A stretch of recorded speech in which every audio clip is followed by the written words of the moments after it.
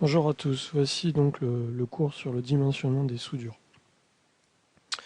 À partir de la résistance des matériaux classiques et du critère de von Michel, c'est ce que je vous rappellerai tout à l'heure, il existe de nombreuses structures soumises à des législations et des règles particulières. Ces structures sont des constructions métalliques ou alors nos appareils à pression. Pour valider les dispositions constructives, on utilise l'Eurocode 3. Donc avant de l'utiliser, il faut comprendre la modélisation des chargements dont sont soumis nos structures métalliques et des contraintes dans les différents cas de soudure.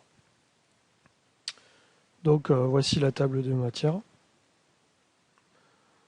Donc on va voir la définition des éléments constitutifs d'une soudure, c'est-à-dire qu'on a une section efficace de cordon qui est définie par la gorge du cordon et la longueur de cordon. On va donc calculer cette section efficace de cordon, parce qu'elle sera importante pour nous. Et ensuite, on va regarder les différents types de sollicitations. On peut avoir des soudures qui sont soumises à de la traction, d'autres qui sont soumises à du cisaillement pur, ou des soudures soumises à la fois à la traction et du cisaillement.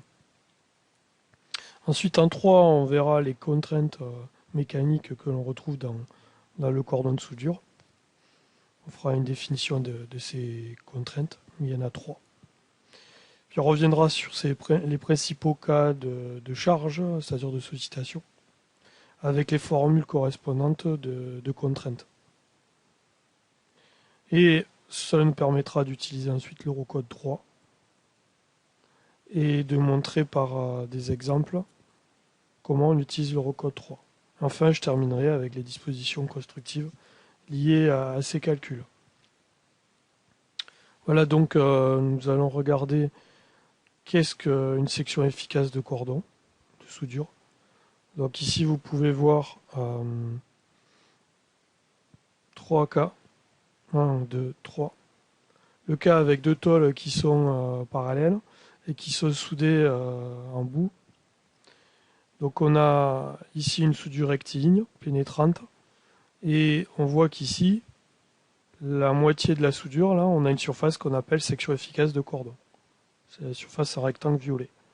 Pour le cas de deux tôles perpendiculaires soudées en angle, on a le même cas de figure, mais le rectangle violet est à la moitié pareil du cordon de soudure sur le plan médian. Enfin, pour le cas de figure où on a une soudure curviligne, le cordon circulaire se retrouve être une face qui est autour donc d'un plan médian qui fait le tour donc de la soudure. Donc ces surfaces, pour les obtenir, on est obligé donc de connaître la petite distance A qui correspond à la gorge du cordon. Donc on dit que c'est la distance de la racine, qui est la région de la première passe la plus éloignée du soudeur, à la surface, donc de ce point-là, à la surface extérieure. Et donc cette distance, cette gorge est appelée A. Donc là, on la voit dans les différents cas avec deux tôles parallèles soudées, et deux tôles qui sont perpendiculaires. Donc on vous dit que si la pénétration est contrôlée, on peut en tenir compte par contre de cette distance A. Par contre, en cas de défaut d'accostage, la gorge est réduite par rapport à celle mesurée effectivement. En général, vous aurez la valeur A qui vous sera donnée sur les plans ou dans le texte. Deuxièmement, il faut, après, pour avoir la section efficace de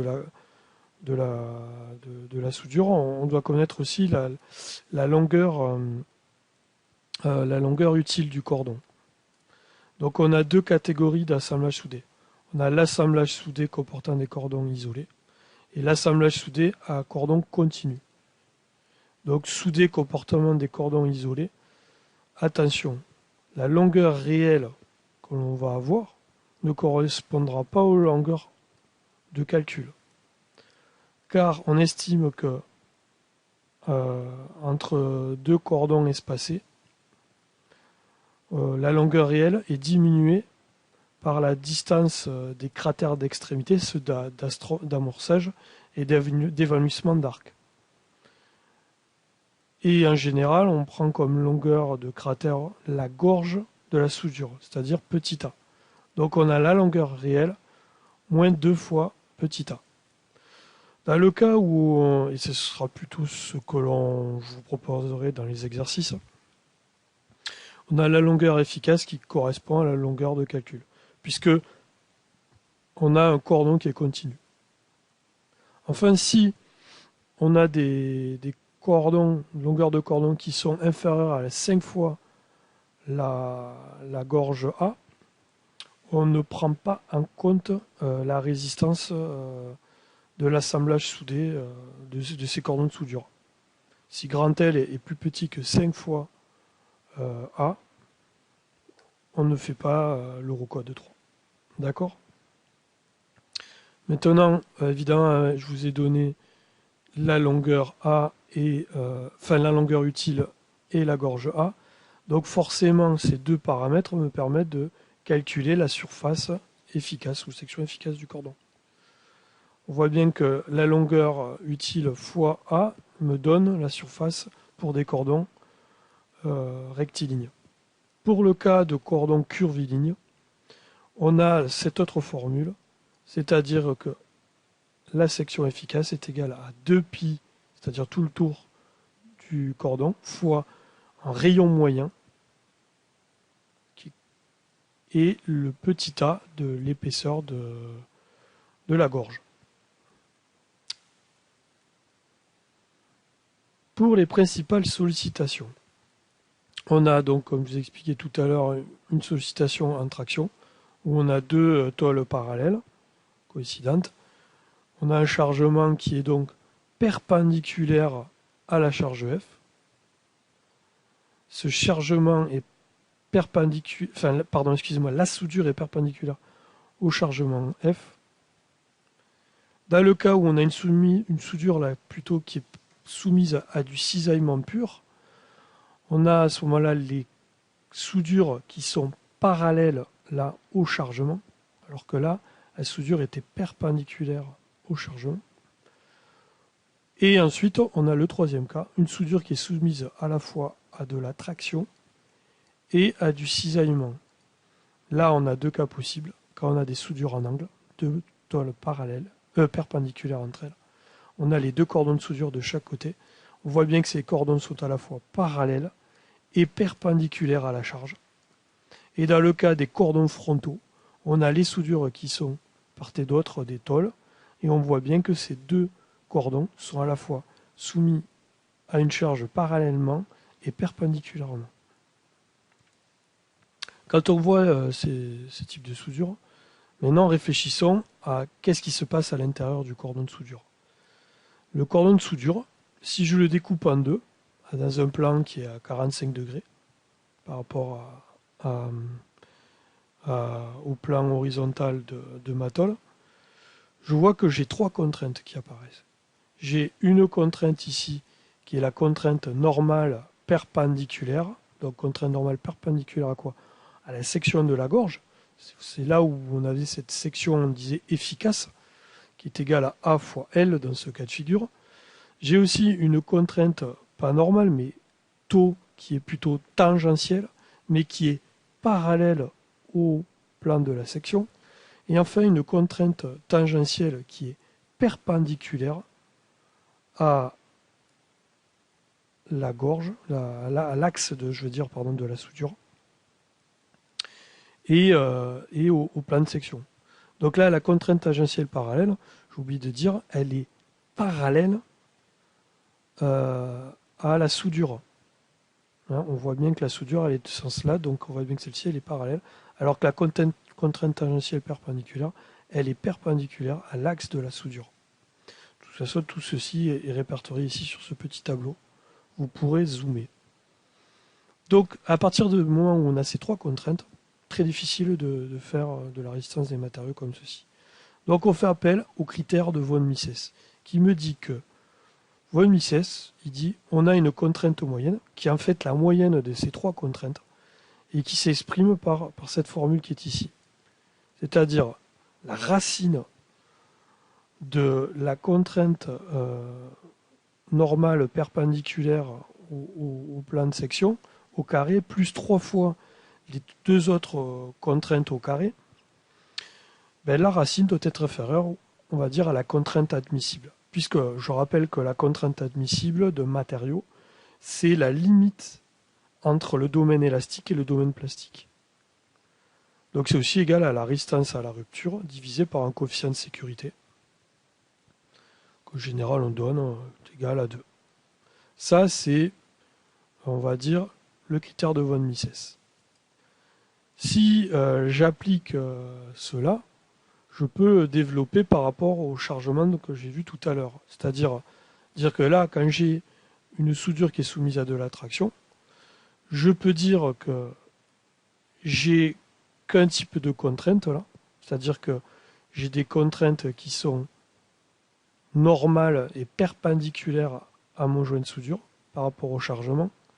Donc j'ai sigma qui est égal à sigma, c'est-à-dire contrainte normale perpendiculaire. Et les deux autres contraintes de tout à l'heure, c'est-à-dire taux perpendiculaire et taux parallèle, sont égales du coup à 0. Puisque j'ai rien du tout. Et par défaut, c'est comme ça. Donc si je sais que cette contrainte est égale à F sur L, si je la remplace dans ma formule de von Mises, j'aurai ceci égal à 0. Et au final, sigma W qui est égal à sigma perpendiculaire, ce que j'ai écrit ici. Donc ça doit être, pour que cela ne casse pas, ça doit être inférieur à sigma admissible. Dans le cas où j'ai du cisaillement pur, je l'ai vu tout à l'heure, où en fait mes cordons de soudure sont parallèles au chargement, je peux dire là, au contraire, la contrainte normale perpendiculaire à la soudure, elle est nulle. Donc, je l'ai marqué ici. Et par la même occasion, je peux dire que aussi la contrainte tangentielle, contrainte tangentielle mais perpendiculaire aussi au cordon de soudure est égale à 0. Donc du coup, là j'ai ces deux contraintes qui sont nulles, et donc j'ai au contraire la contrainte tangentielle parallèle au cordon de soudure qui est égale à F sur AL. Cette formule, je la remplace dans la formule de von Mises. Et donc forcément, sigma perpendiculaire est égal à 0. Et taux perpendiculaire est égal à 0. Donc il me reste un racine de 3 fois taux au carré. Donc en simplifiant tout, j'ai cette formule-là qui m'apparaît pour la contrainte de von Mises.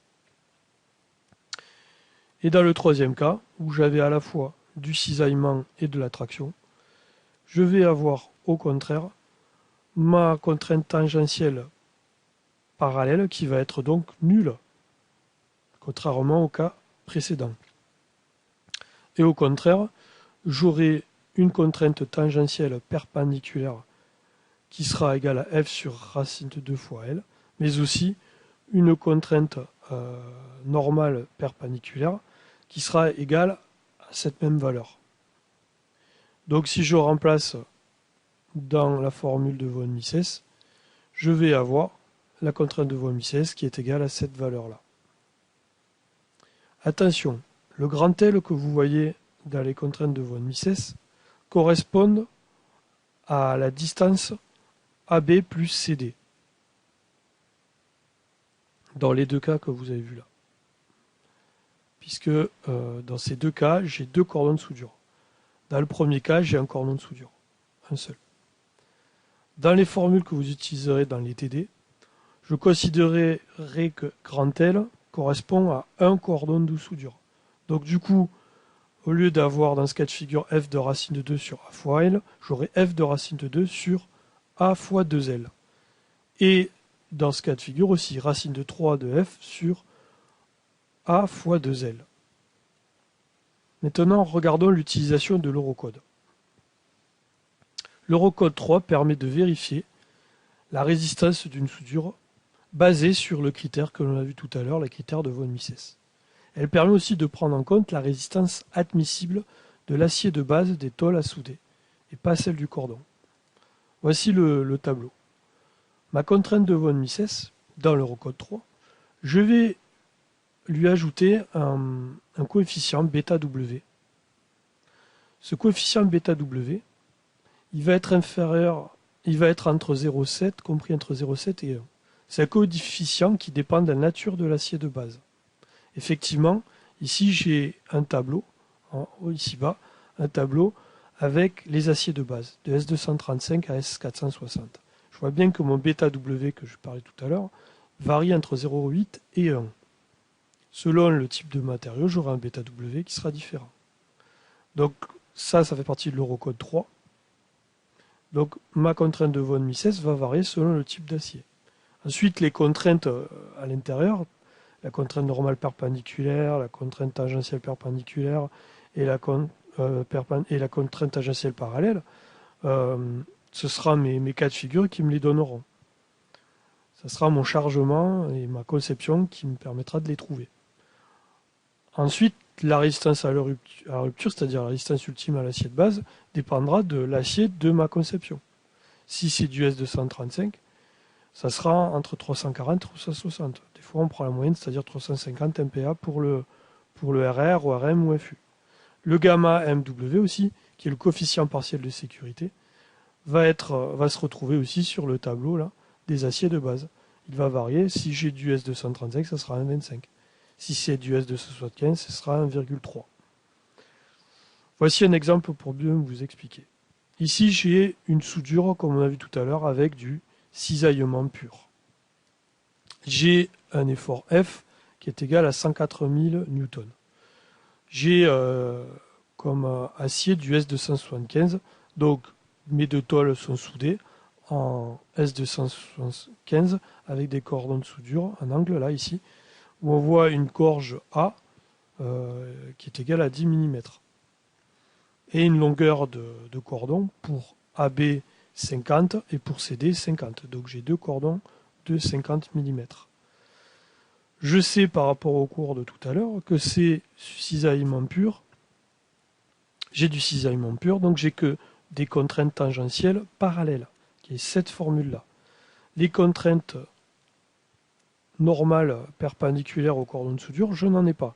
Des contraintes tangentielles perpendiculaires au cordon de soudure, je n'en ai pas. Donc ça va me permettre de simplifier ma moyenne de contraintes de von Mises. Et je vais remplacer le bêta W de l'Eurocode 3 par, pour le S275, je regarde sur le tableau, c'est bien égal à 0,85. Donc je l'ai bien remplacé par 0,85 et gamma MW par 1,3 et 400 MPa. Tout ceci est dans le tableau. Je remplace et je vérifie en fait l'inégalité. Et je vois que j'obtiens 153,22 MPa sur le côté gauche de l'égalité et sur le côté droit, j'ai 307,69 MPa. Donc je vois bien que ma conception, elle est valide, que mes deux cordons de soudure tiennent, puisqu'attention, j'ai bien rajouté, comme je dis tout à l'heure, 2 fois la longueur L. Donc en mettant ces 2 fois, je vous montre bien que j'ai une contrainte due au chargement qui est inférieure ou égale à la contrainte induite par le matériau, qui est égale à 367,69 MPa. Par la même occasion, avec l'Eurocode 3, je peux trouver même la charge maximale supportable. Il me suffit de rechanger le F par F maxi dans mon inéquation, faire passer le A fois 2 fois L de l'autre côté en le multipliant, et le 0,85 divisé par fois racine 3, le mettre sous le dénominateur de ma fraction, et j'obtiens le F maxi à ne pas dépasser. C'est-à-dire que si je dépasse 104 500 newtons, je vais être dans le domaine plastique de ma soudure, et donc cela va casser. Deuxième cas, vous avez une oreille qui est soumise donc à la fois à de la traction et du cisaillement. Ce cas de figure, c'est ceci. Donc là, ça réfère au fait que là, je n'ai pas de contrainte tangentielle parallèle au cordon de soudure. J'ai au contraire des contraintes de cisaillement perpendiculaires au cordon de soudure et des contraintes normales perpendiculaires au cordon de soudure. Je les remplace toujours dans mon von Mises, appliqué à l'Eurocode 3, et je vérifie si cela tient pour un effort de 75 000 newtons. Et cela marche. Et ça n'a pas forcément marché dans vos TD. Par la même occasion, si je remplace le F par le F maxi, je peux en déduire l'effort à ne pas dépasser.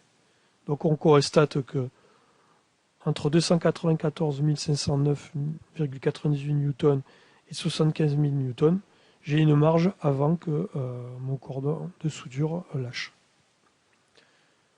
Ensuite, je vais terminer par le fait que avant de faire ce calcul de soudure, en général, il faut qu'on ait une bonne conception et donc on ait fait des bonnes dispositions constructives de mes appareils, enfin de mes structures mécano-soudées. Donc je récapitule les bons gestes, les bonnes conceptions à faire lorsqu'on a des différences d'épaisseur entre deux tôles, ou lorsqu'on a des soudures d'angle, ou lorsqu'on a des soudures entre une bride et une enveloppe, et comment renforcer des éléments. Et enfin, je dirais que à partir du moment où on a fait une bonne conception, on peut faire varier la tenue d'une soudure en augmentant sa gorge A ou en augmentant sa longueur utile grand L. Mais à partir du moment où on a évité de faire des conceptions de ce type-là et qu'on a plutôt fait des conceptions de ce type-là. Voilà, je vous remercie pour votre attention.